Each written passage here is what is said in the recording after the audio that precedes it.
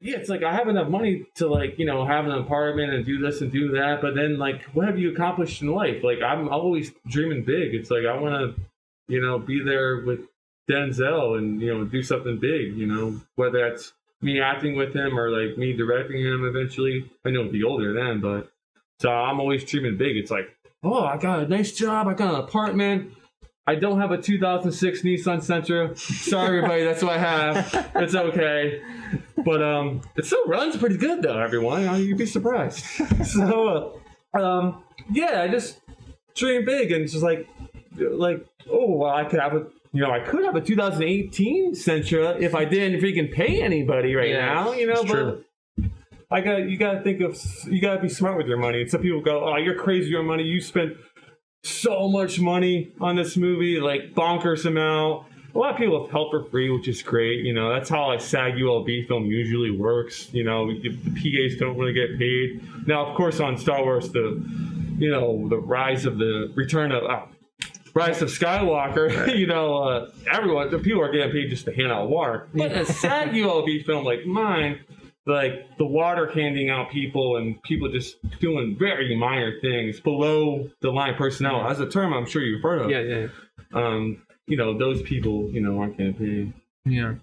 Well, and it's interesting what you said about, this idea of like, well, you're okay and you can just do, business as usual. You can, live in the apartment and work at the job, but what more than that is that existence? Yeah. What are you doing? It's almost that time. It's like college education isn't looked down upon, but spending money to make a movie is looked down upon, even though it's a learning experience. Yeah. And you have something to show at the end of it. Yeah.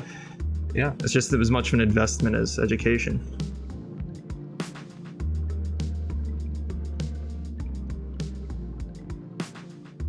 Hello, everyone. Good evening. Today, we're in the studio with actor, director, Michael Stewart. How's it going? How are you today? Pretty good, I mean, especially during these crazy times. Yeah. Hey, as long as we can still walk and talk and maybe look down and at our shoes and take them off and put them back on when we need to, can't complain that much, right? Absolutely. That's true. Absolutely. It has been difficult, but you are thriving still in these conditions, and your projects are certainly persevering as well, and that's good to see. And how have you been kind of navigating, in your mindset, how have you been trying to stay positive to still be pursuing a lot of what you're going after in these conditions?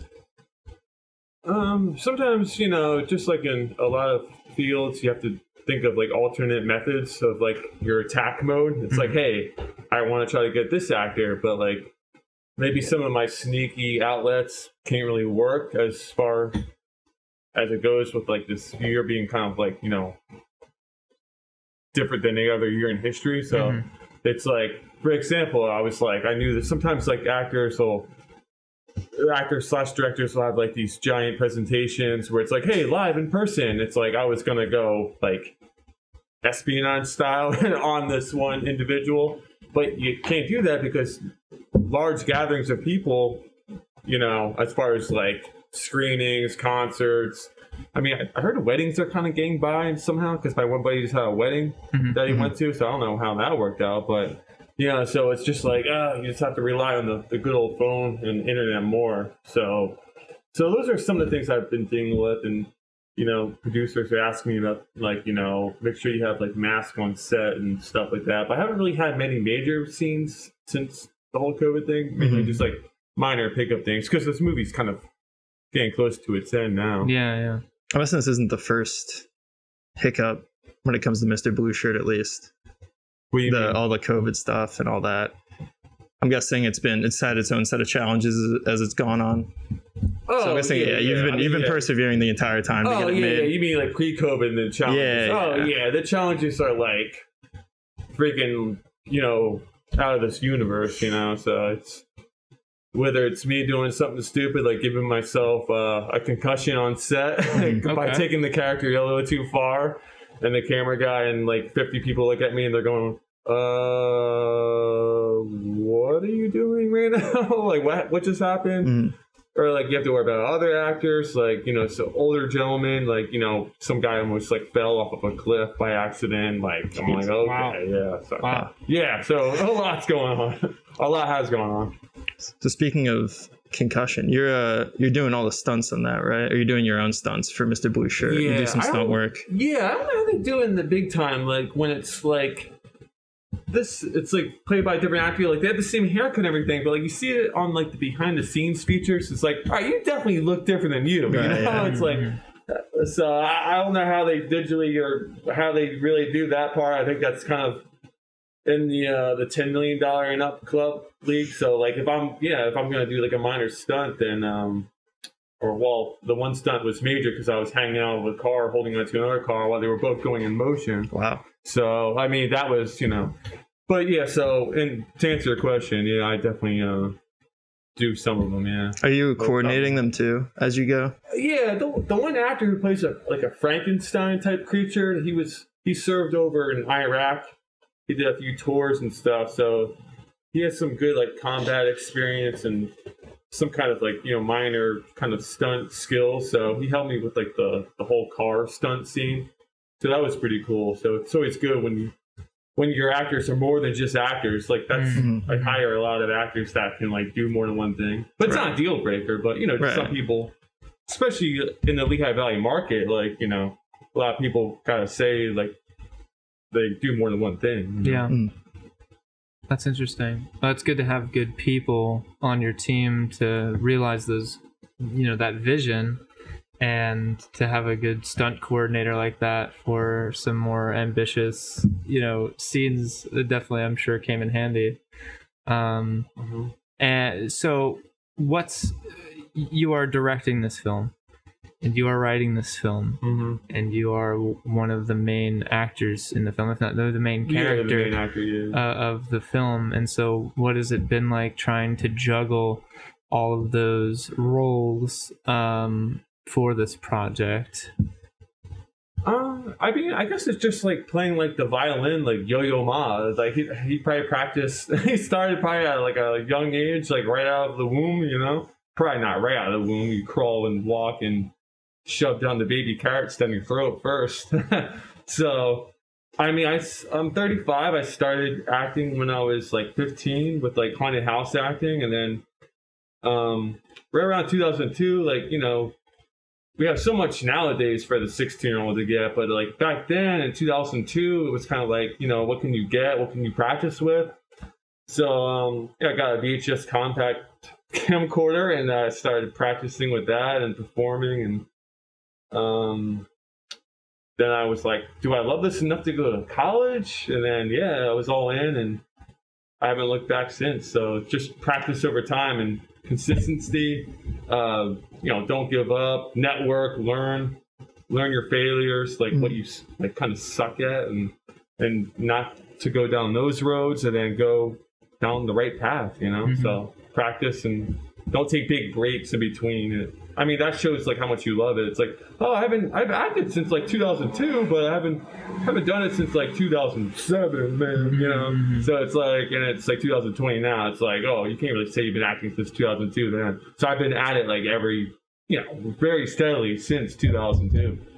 That's awesome. Yeah, the consistency is really key when you're trying to hone, you know, any skill like that. And I really liked what you said about how much could you really like that thing if you're not doing it all the time, if you don't want to do it all the time, you know. Yeah, I really agree with that, honestly. I think a lot of people might think they like things more than they actually do sometimes. Like they tell themselves they really like something, but you know, I think if you really love something and you're really in love with it, you'd want to be around it all the time, you know. And so obviously you've had a long time doing this and developing these skills. I mean, this is the largest project I would imagine that you've worked on as the director so far. And there's a lot of moving parts in this film. There's a lot going on in this film, and it's a very ambitious film. And so where really have you drawn inspiration from, and what inspired you as a filmmaker to go after a project like this and to, pursue a project like this? Well, I mean, this is like my first real film. Like it's a SAG feature film, and there's not really many of those in the area. Like if you're a Lehigh Valley actor, like up and coming director, maybe you might want to you might have to travel like to Philly, because we have a lot of great stuff going on in the Valley, like the whole fade in, fade out organization, and but there's not many like SAG films. Like I know there's this guy Zeke, and then of course Danny Roebuck. They're my two arch rivals. And those are drama films, where this one's like a sci-fi, like fantasy, a little bit of horror, a little bit of comedy. But the inspiration came from I had some nightmares like when I was a kid, and I was like, I loved movies like in the '90s as a kid growing up. I loved Batman Forever, Demolition Man, all those good '90s films. So I was like, it's always cool to watch them and get inspired from them, of course. But I was always like wondering, like, why can't we just like watch our dreams? Wouldn't that be cool? Like, you pop out a USB drive out of your head and then you just plug it into the TV and watch it. Like, where is that? Maybe that's the year 2100. So maybe we're a little far off from that. But I always thought that was cool. And this one famous artist from like Belvedere, like he was like kind of got in my face. I was like doing my advanced TV production project in 2006. I was like, yeah, it's this guy in high school. He gets picked on and stuff, and he's kind of like goth, but he's kind of like not. My one friend, he doesn't act anymore, but he did back then. I got him into it, but I was like, yeah, it's kind of like American Pie-ish with a little bit of like Ferris Bueller's Day Off. He's like, no, it cannot be like anything. It has to be original. I was like, I'll never forget that guy, because he was scary and kind of ugly. Yeah. But he was just like getting in my face about like original art and don't try to copy something else. But it's hard to not copy at all. You know what I mean? Like, so that's always true. Are you saying that was somebody from? Was it an instructor or? No, he was just like a kind of well-known artist in really? Belvedere or something. It just just scared me as like a 20-year-old. I was just like, whoa, what? I'm just a college student. I don't know what's going on. That's really sucky. I think, especially in terms of filmmaking, everything is, and art in general is very collaborative, and it's very, everything is predicated on other things, and there are no original stories. Like, no. It's all. Well, there's like 6 of them. Yeah, there's like 6 stories. Everything else, is just rehashing it. And Shakespeare did it all long before. Can one get? Yeah, exactly. Yeah. And so that idea that there are no or more original ideas is actually liberating, because then you can just do whatever you want, and you're not tethered to, I think that person was totally wrong.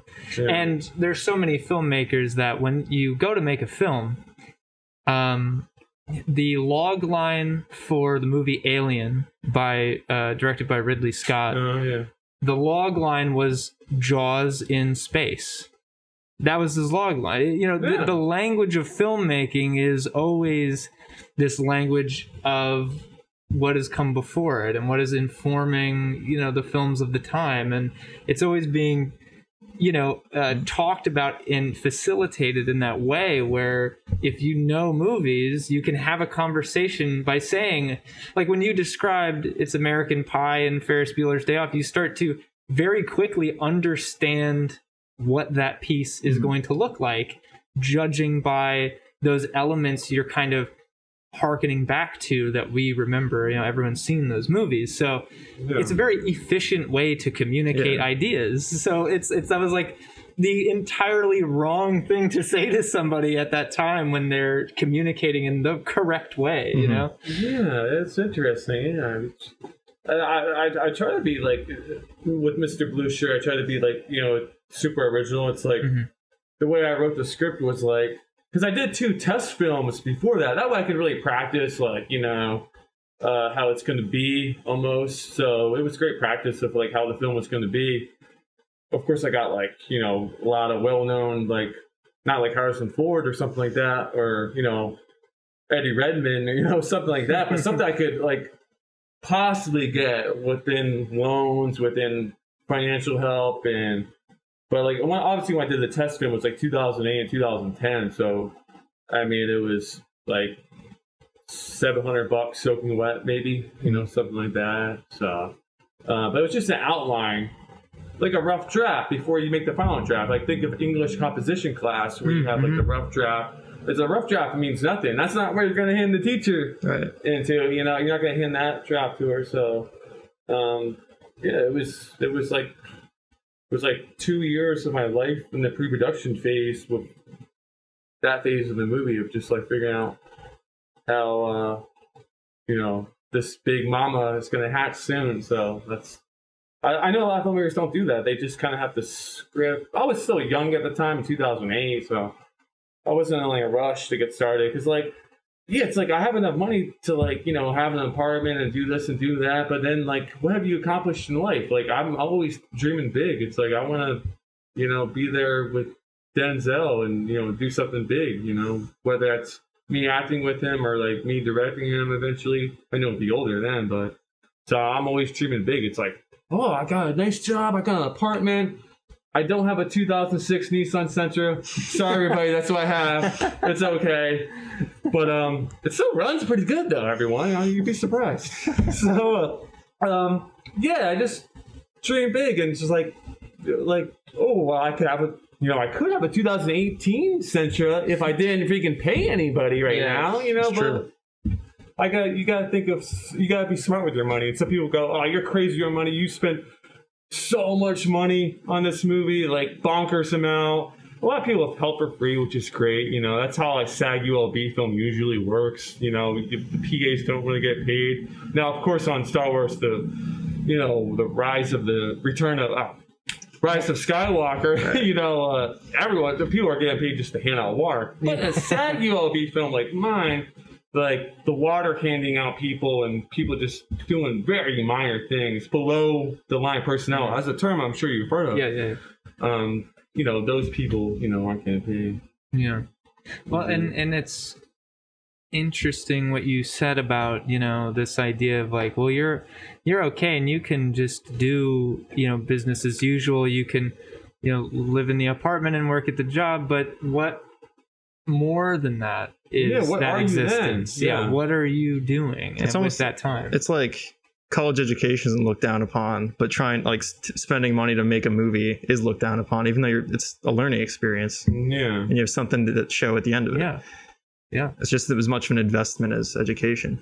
It is. It's an investment in a, yes, it's an investment in a lot of ways. And it's just interesting. People don't look at art very much like that. They look at it as just, this bottomless pit, and it's not like that at all. There's so much opportunity there, not just for learning, but for, just to create something that's never been created before and to have that to show and to, have people connect with it. I mean, that's a priceless result of all of that work and all that investment, is to make something that can bring people joy and have them connect with and inspire them to chase their dreams, essentially.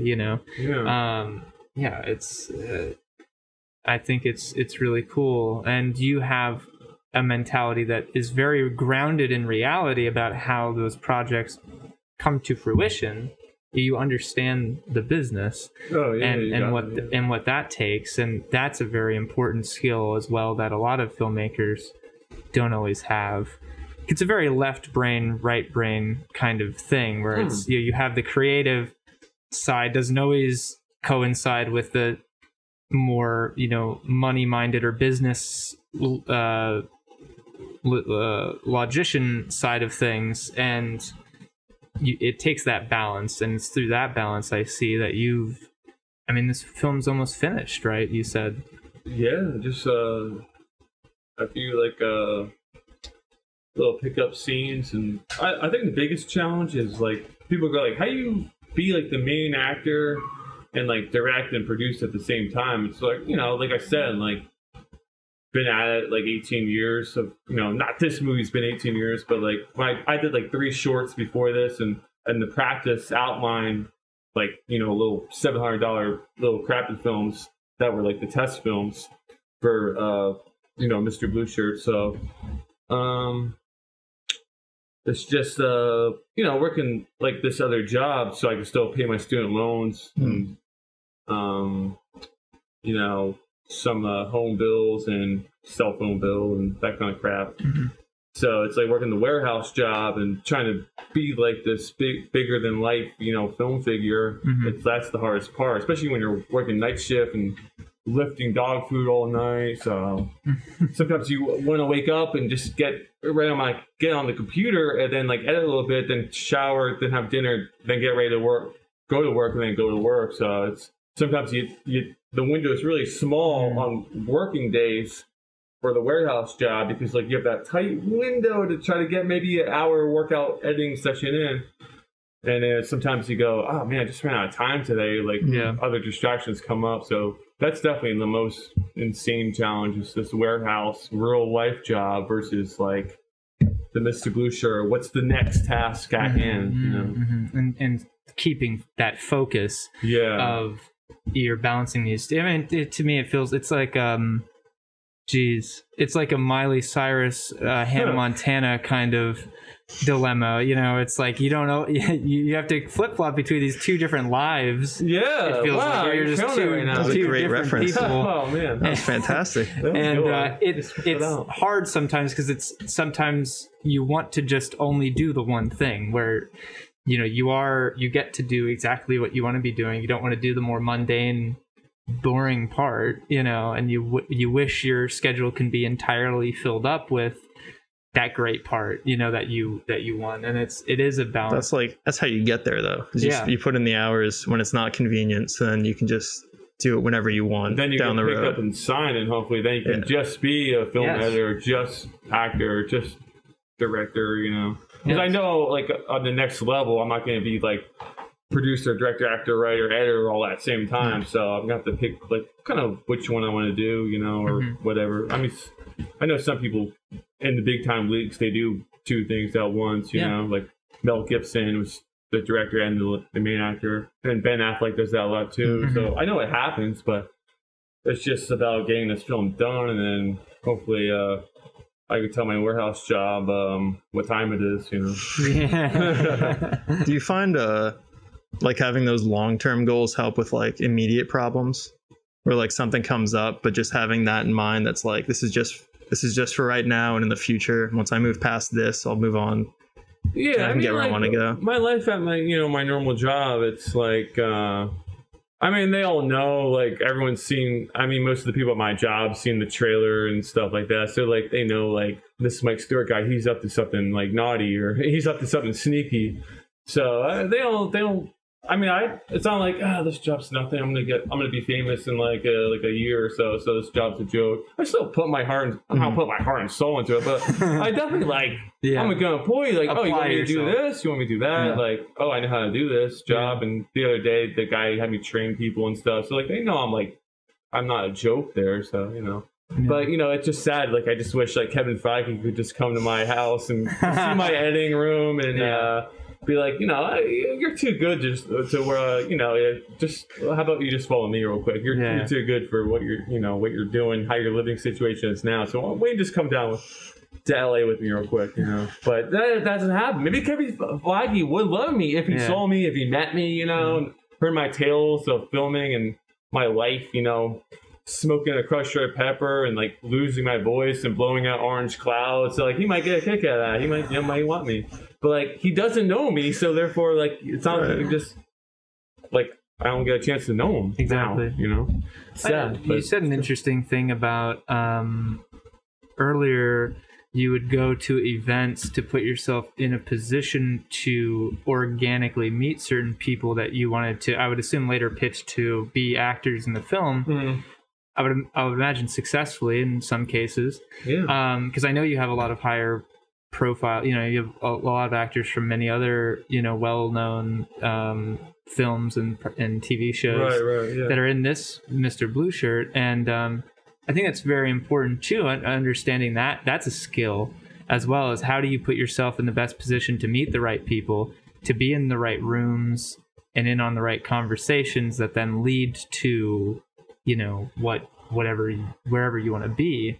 And that's definitely a very smart and savvy kind of skill to pick up on, for sure, especially in this industry. To make the right... that's like a whole nother ball game, another like element of the filmmaking process, like the casting process. Like, I think I have like, I don't know, 70 decent speaking roles, so like 65, 70. Like, if you go on IMDb, there's, you know, a lot of figures and stuff, and each of those people have like their tale with me of like how they got KO'd, and I knocked them out to get them into the movie. Some people, the epic tale isn't that epic at all. It's just a Facebook message, like they heard of me or something, and they're from like south of Philadelphia, and it's just like, oh, hey, check this trailer out. Oh, cool. Is it paid? Oh, is there travel compensation? Blah, blah, blah. Like, boom. But some of the tales are kind of like a little bit more epic of like how I, you know, got that said person. So, but yeah, the networking events are key. Like at Philadelphia, they hosted this great like gala, something we really don't have up here. It's kind of like this, you got a huge space. I know there's a Dave & Buster's being built like right over there, and they hosted like a event where like everybody just kind of comes and you meet. You go, oh, who are you? You know, at the bar, and like business card. You get one, I get one. So that's pretty cool. I haven't really seen an event like that. I know that kind of can happen at FIFA, where like it's kind of like you kind of whip out your business card, but there's some speakers at that, but it's not as closed in as FIFO. It's more like just this ballroom of people, like, you know, 300 people or some wild number like that. And it's just like, you know, dress up something nice and whip out your business card, and don't be shy. You know, if you're trying to get work, you might want to, it's like, oh, that guy kind of looks like a director. Maybe I should talk to him. You go up to him, because you see him talking to everybody else. So you go up to them. I was the guest speaker there once. I was one of the acts, and I said like, hey everybody, and like I showed the first trailer of the movie, and that was pretty cool, and round of applause. I was like, never settle, like it wasn't that big of a deal. I was like, you know, it's one thing. Like everyone goes up to me and they're like, oh man, like Silent Library, I'll never forget that, because I was on MTV Silent Library season 1, and that was really cool. But I'm just like, yeah, I just did what my acting professor told me, like, you know, do some things that like might impress MTV, and I did this certain little dance moves, jump shot, and then it kind of worked, and that was it. But I was just like, this is just one thing. They were like, how much money you got? I'm like, that's nothing. It's better to be on MTV than like the amount of money I got for like that episode. Like, sometimes the spotlight is better than like the pay. The pay is cool, but I was like, the spotlight's better, because who knows who was watching? You know, Jay-Z's watching, or maybe I don't know, somebody from that runs TLC, the Learning Channel. Like, who knows who was watching? Yeah, that's a really good point. Is that I think it really is a balance, and a lot of people put too much stake sometimes in the compensation, and the compensation is key, obviously, because it's what allows us to keep doing what we're doing, you know, at the rate we're doing it, and makes it viable. But at the same time, to recognize when certain opportunities, it's like, well, you know what, that spotlight is more important. That spotlight is really key because you never know where that's going to get you. Who will have seen that thing that's going to open up new doors that were previously closed solely because you had that spotlight at that one point. And you can never know for sure, which I think is why it's important to say yes to a lot of things, and to be very open-minded and ready to do, you know, you said like, but you also have this mentality of, this is not a means to an end. There's more never celebrate too early. Yeah, never settle. Yeah, never celebrate too early. Why doesn't somebody have a T-shirt that says that? It probably exists, but it'd be cool to get one. That's very true. So there's a lot of like fantasy and sci-fi themes I've gleaned from the trailer for Mr. Blue Shirt.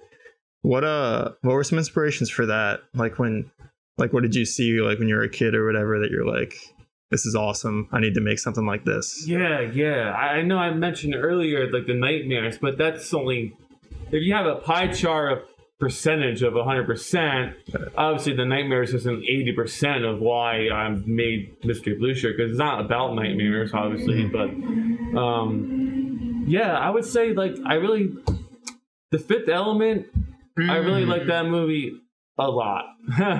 But I think Lord of the Rings and The Matrix are actually the top two. I know that sounds cliche because they're big platforms, but with some more of the Undercover Brother films that I got inspired by were probably like Wishmaster. Have you ever heard of that by Wes Craven? That's a really good fantasy horror movie with a genie that kind of messes with people's minds with granting wishes. Obviously, like you die, like you twist what you say into his bidding. Right.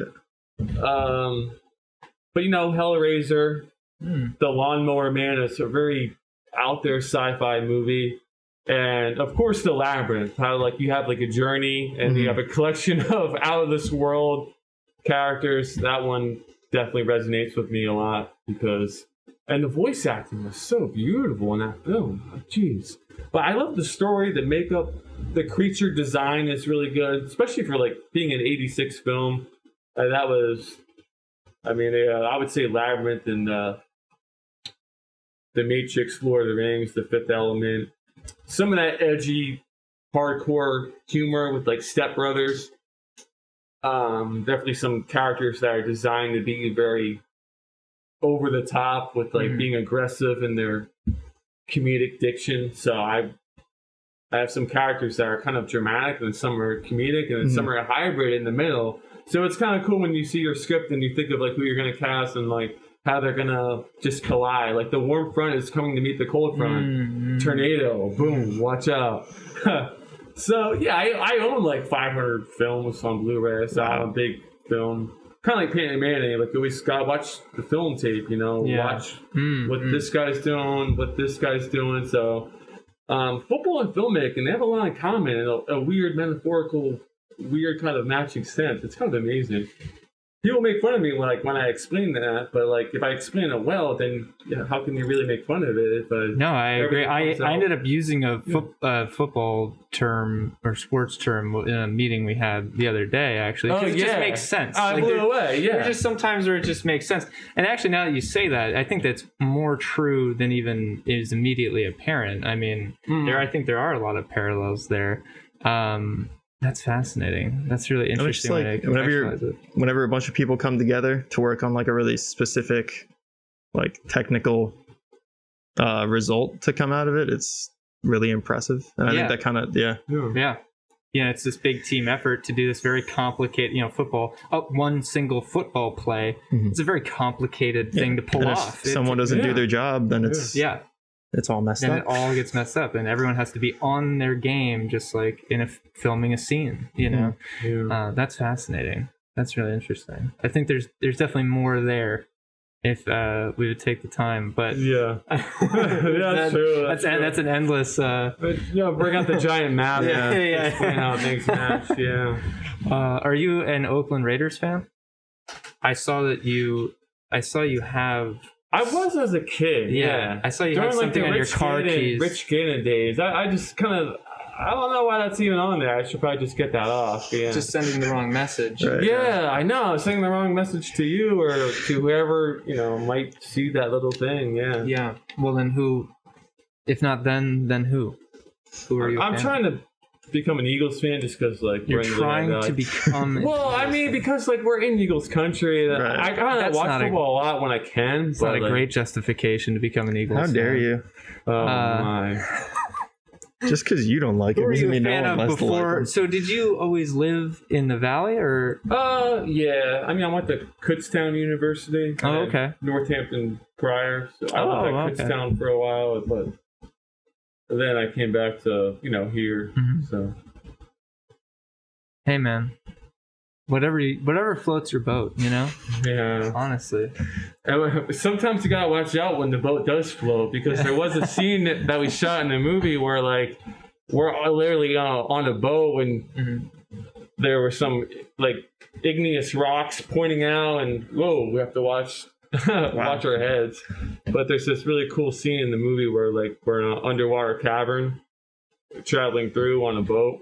Wow. It's Penn's Cave. It's 3 hours away. Oh, wow. Really? Yeah, so that was quite a drive. And it stinks. I had to redo. The first time I tried to do the scene, I couldn't do it because I got a flat tire. And the other car got there, like, where are you? So we had a flat tire. Then the place closed, and we were like 2 hours in, so I had to turn all the way back. Wow. So many things along the journey, and yeah, it was fun. And that's fine. Yeah, there's always something. There's always something. There's always some obstacle. You know, every shoot certainly has its hurdles.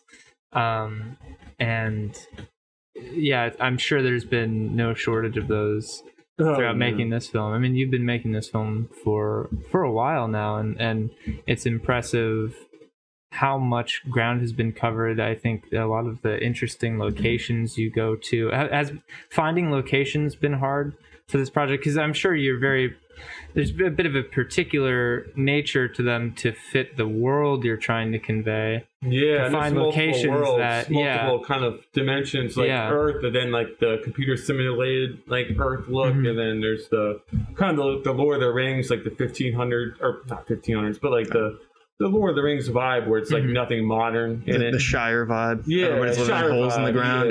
Yeah. So there's some scenes that where you can't see telephone poles.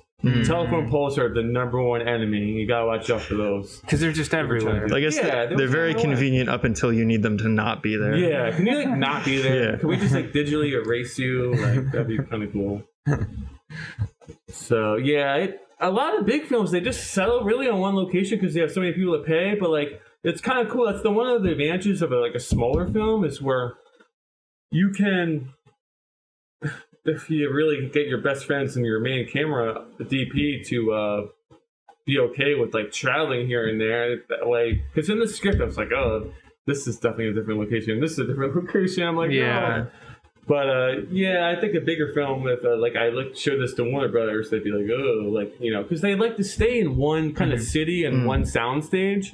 But I'd like to be like the traveling circus. Like majority happens here, but there's a lot of times where it's like Hazleton, State College, Philadelphia, Washington D.C. So it's just like it's like an NFL team, Yeah. Home game away, home game away, home. So yeah, that's one of the cool things with the lower budget films. It's like you can travel. I mean, it's like you don't have like an 80-foot crane, but that means you don't have to travel with an 80-foot crane. Yeah, you can just go wherever you want. Yeah, that's interesting. And you have a very talented crew that you've worked with over the course of the film, which I'm sure you've had different people come in on different roles here and there. Yeah, just because the schedule's so crazy. Right. And what's that been like to work with such a diverse, roster of people over the course of the project?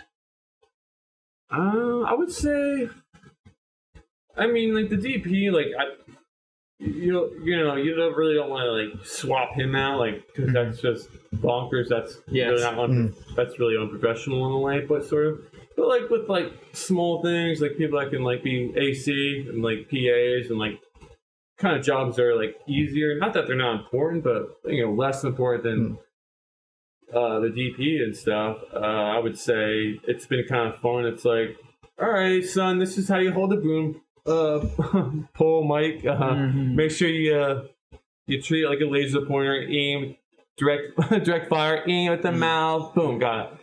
And then check for audio levels, of course, and that kind of stuff. But yeah, some interesting people that did different things, but the same job function. Different people doing that. So that's been pretty cool, and it's just rough getting the not visual effects, but I mean like makeup on, because a lot of times I'm in a different form in the movie, so sometimes the makeup just does not come off. So I'm always excited to get the makeup on, but I'm like, oh, thank goodness, no makeup today. Right.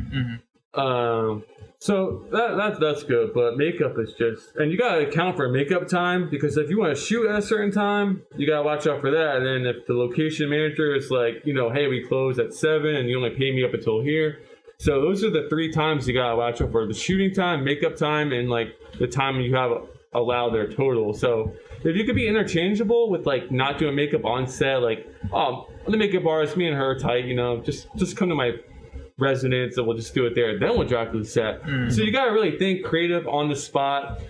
Think of different possible outlets. Like this is your first choice, and then your second choice of how the day's gonna go. So you really gotta watch all fronts for sure. Yeah, that preparedness is certainly key. So, how did you? Were you always because you're in very good shape for this film? Were you always as committed to fitness, or was that something that you got into in order to prepare for the role that you knew you had in this film? I would say,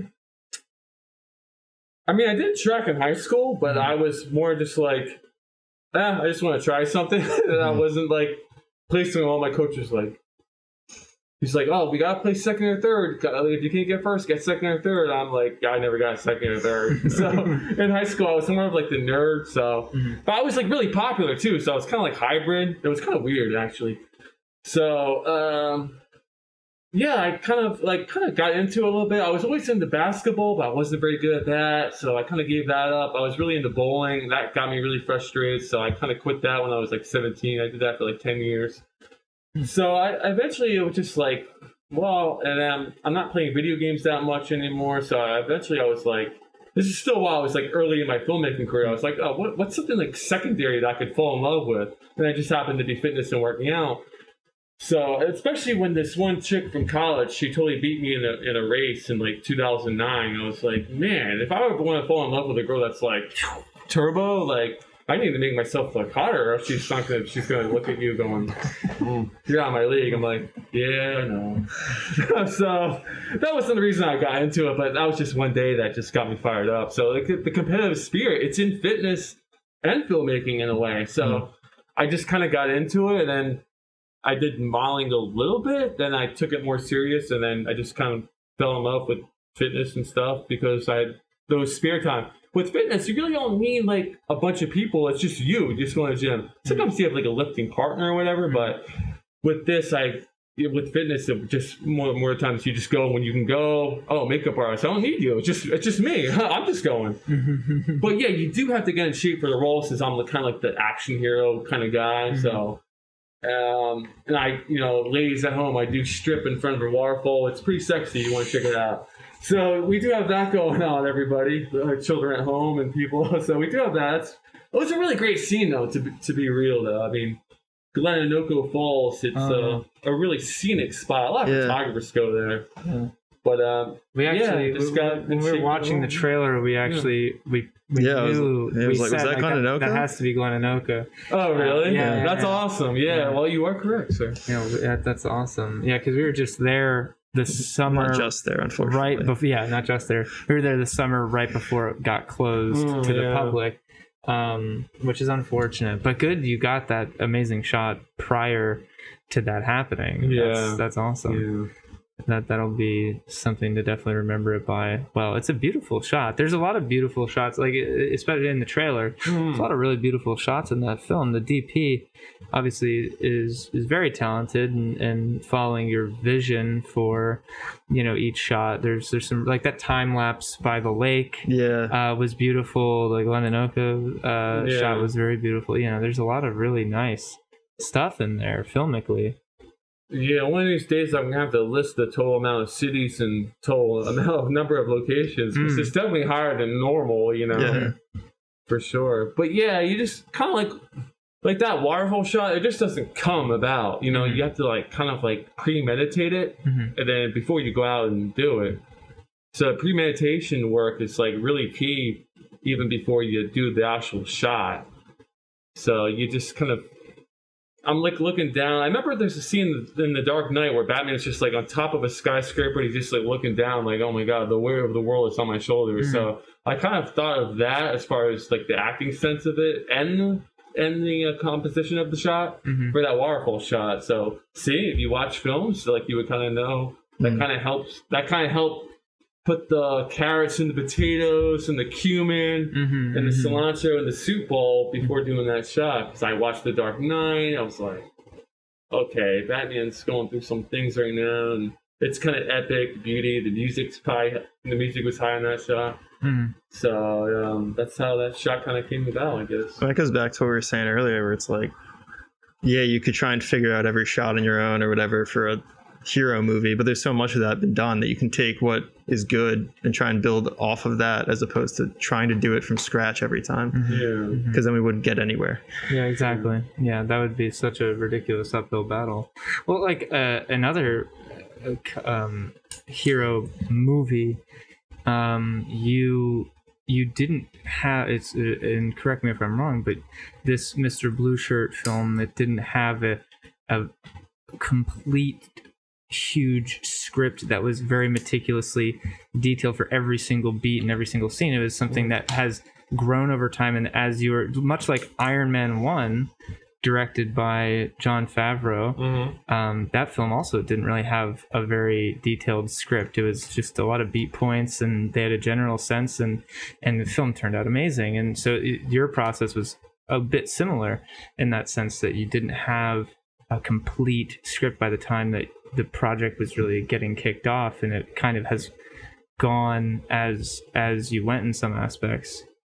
Well, there's the script is complete, but like sometimes like it's like, oh, there's this farming scene coming up that I haven't shot yet, and it's like that scene's like really old as far as like the paper and the thought and where it goes chronologically order in the movie's timeline. But sometimes it's like, oh, we haven't done that scene yet. And you look at it and go like, well, let's say the scene already happened, and you kind of go, why should the words on the paper be like the final end all be all? You know, so it hasn't happened yet. So like, what if you went back in time and kind of made the script even more powerful with just in that chapter of the script? So I did that with some of the scenes, and it kind of worked out better. I was like, I asked people too. I'm like, like, you think this line's better in this moment, in this beat, when this character interacts with this character? And that's kind of what we did with like I gotta stop talking about like certain scenes, because people will be like, yo, wait. So the scene we did in Philadelphia at this Fright Factory, I can't say don't really want to say what happens, but it like changed some things like last minute and even like 2 months before, when the scene was already written like for 2 years. Yeah, I mean, the movie's like the thing that matters the most over the script. I mean, the script's really important, but like that's just like the guide almost, And it's like you're learning every scene you shoot anyway. So it's not like that scene wasn't perfect, and from what you figured out from shooting so much of it, you can go back and be like, well, this didn't work out in this other scene, so I can apply it to this scene because we haven't shot it yet. Yeah. Oh, yeah. That idea too. Yeah. It's interesting. I've heard a quote that says, a film is written 3 times: first in the script, second in production, and then third in the edit. Yeah. And you have like these 3 huge opportunities to kind of rewrite what's there every time when you get to that point. And it seems like you very much put that into practice, where you can talk until you're blue in the face, and you can location scout, and you can do pre-production, but until you get there the day of the shoot, and you get there on location with the crew, and you're setting up the lights, and you're setting up the cameras, and you're framing everything up, you don't know how that shot's going to turn out, and you don't know really what you're going to feel in that moment that of what should happen. You know what I mean? So the shot ideas might change, and then like some like lines have changed. Yeah. Sometimes like during like the script stage, like you write something, you go, all right, I know this is going to be something that the actor says like 100%, because you feel like maybe it's going to be a classic line.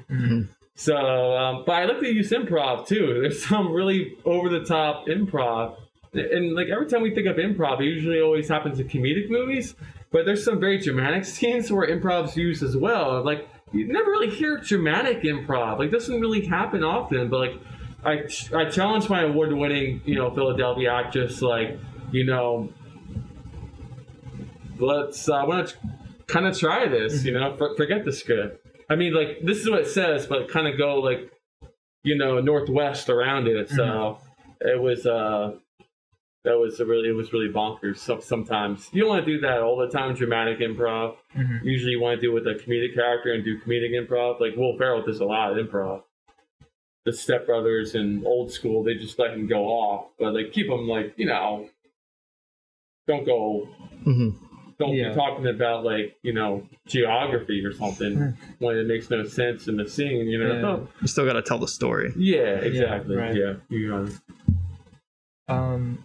You mentioned earlier you had a lot of stories of securing certain talent that are pretty epic.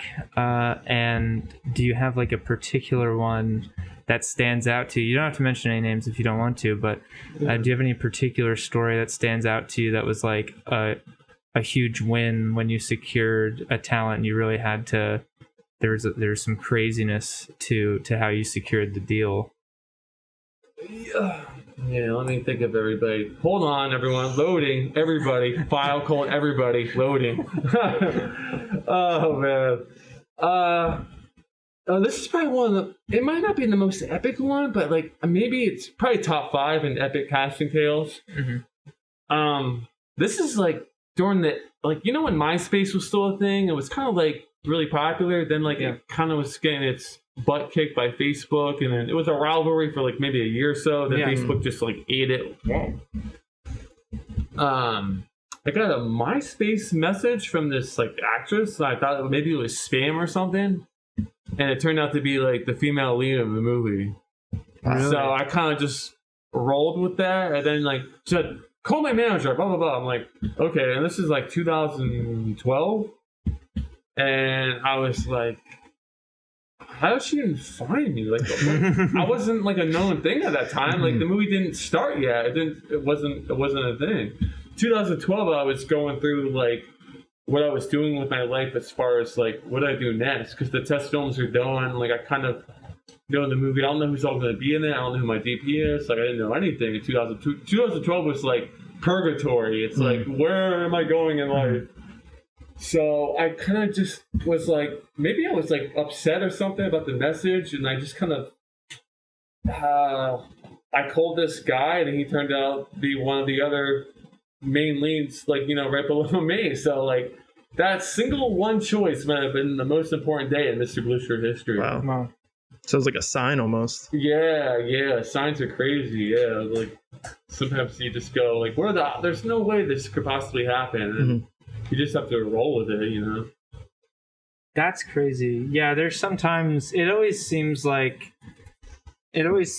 there's these moments where as soon as you have some doubt, there's like something that happens that kind of reels you back into, kind of grounds you again, where you're like, oh no, this is what I want to be doing. This is what I want. These are my goals, you know, and they are achievable, and it kind of reminds you of why you're doing it. You know, as soon as that starts to creep in, you know, there's usually something that happens like that, and that's an amazing, you know, because it's like, what would have happened had that message not come through? What's the other reality of my life? Exactly. Like, and like, if you believe in the multiverse, like, what's the version of the world where I don't do that? You know, whoa. Yeah, it's insane. That's why it's so important to be receptive, I think, to opportunity, and when things like that happen, instead of just being like, no, we don't need that, or I don't need to have that. You can't be for real. Yeah, I don't need to even explore that possibility. You know what I mean? It's like, I think you always should, because you never know what's going to come of that, and what alternate universe is going to splinter off from some chance encounter or some chance decision. You know, it's crazy to think about. Sometimes you just got to humor it for a couple, just like a day or two. Just be like, all right, let's just see where this is going to go.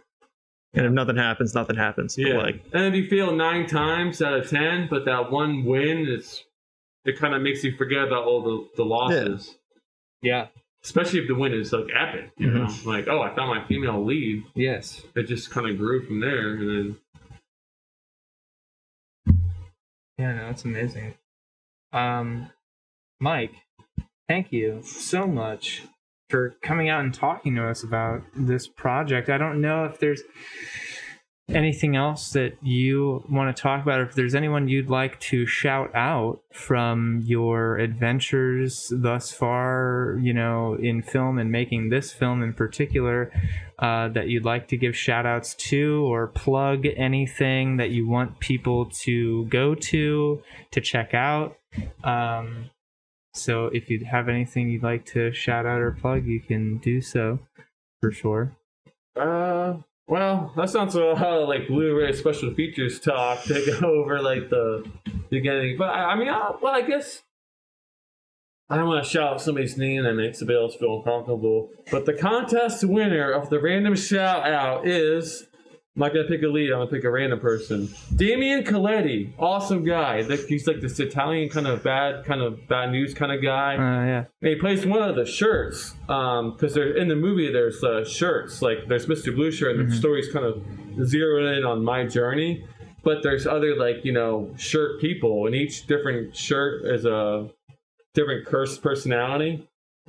And there's 6 good, 6 bad, and Damien plays one of the forbidden shirts, one of the 6 bad colors, and if you wear the color cyan, there's only one of them. You have the curse of being a gangster, and man, the guy's straight up like Once Upon a Time in America, The Departed, like any great gangster movie you can think of, even like Dick Tracy. Yeah. But really cool guy. Like most of the talent is from like Philadelphia and like the great southeast part of the state, but there's still a lot of great talent in the Lehigh Valley. Definitely. You'd be surprised. Yeah, there definitely is. There's a lot of, both in terms of acting and crew and everything else in between, producing and everything like that. There's a lot of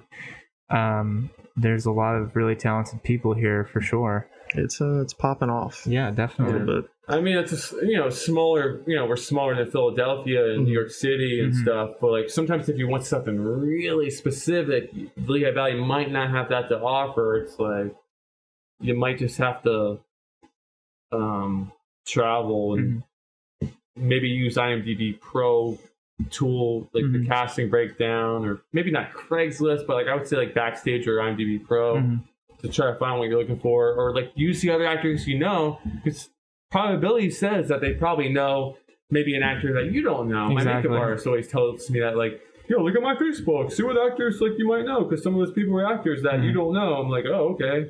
So sometimes it's you gotta use like all the mindsets and tools of getting what you want, not just as far as talent, but like, man, I really need a visual effects artist, and they're really hard to come by. Actors easy, but visual effects artists, oh man, yeah, and that's a challenge too. Because like I don't know anything about After Effects to do any of the effects in the movie. So I mean, it's really hardcore if you're trying to be an indie filmmaker and do like sci-fi. Like everyone always does horror because it's easier than sci-fi. But I was like, what? Screw the rules. I'm doing a sci-fi fantasy. Yeah. No matter what, I know the journey's gonna be rough, but hey, let's just roll with it and make it a win. Is there a place people can check out if they want to see further things about Mr. Blue Shirt? Yeah, I would say Google Mr. Blue Shirt, and you'll come across the IMDb page. But that just kind of tells you who's in and that stuff. And I gotta update that. But follow the official Facebook page, Mr. Blue Shirt: The Inspiration.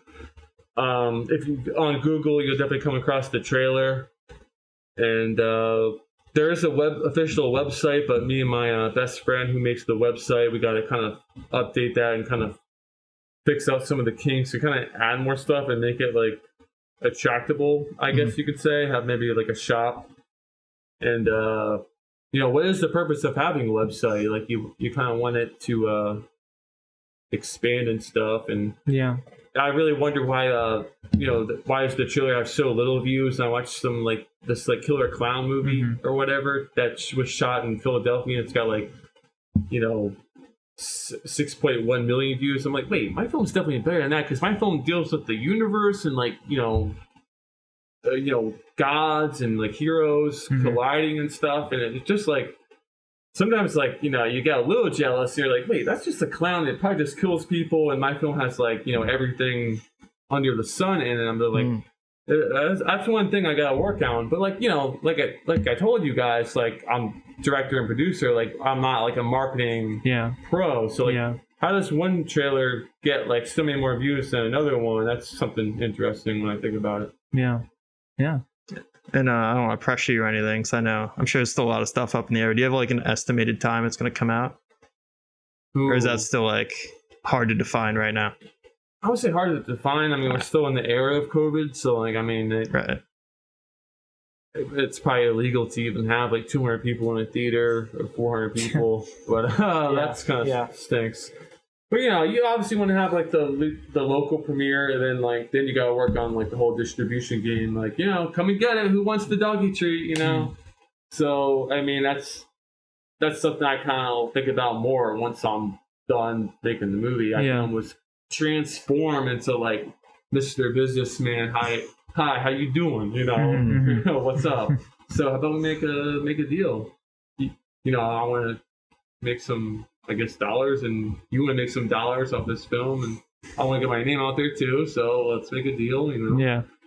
So I know a lot of people hit me up already. They want to see a screener of the movie. I'm like, oh, it's kind of in like rough draft, kind of non-visual effects,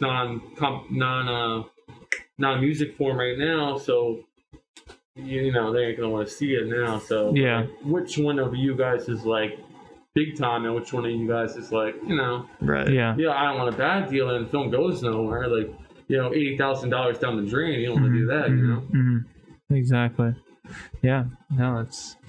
I have faith that I think, you know, all will go well, all will end well, you know, and the fact that we're able to still even be considering filming new things at this stage, you know, in 2020, given everything that's gone on this year, I think is miraculous that we're able to kind of be able to get back to a little bit of something, you know, and then start to make progress again. I think is great. And yeah, I think there's a lot of great things to come for sure, and we're excited to see it. Yeah, very excited. Yeah, for sure. And we wish you well. Oh yeah, thanks, man. Definitely. And we thank you so much for coming out and for talking to us and sitting under these very hot lights. Yeah. Sweating to death in this hot studio. Death Valley, California, or it is. Or something. We have to turn our second air conditioner off because our lights will actually flip the breaker in this room. Yeah. Which happened on the Gene Connolly podcast. Oh man, the most recent one. Yes, he is a great guy. But the tail end of that show is in the dark because of that. Unfortunately. So we're trying to figure that out. That way. But yeah, Mike, thank you so much for coming out. Thanks, thank you so much for talking. Man. Yeah, my pleasure, man. Yeah, and we thank you guys for watching and listening to the Poorly Edited Podcast. Catch the show anywhere where you can watch video or listen to audio. The video versions on YouTube, Lab 212, and the audio versions are found on iTunes, Spotify, and everywhere else. Last FM. Poorly Deezer, Poorly Edited Podcast. Signing out. Thank you so much. Have a great day.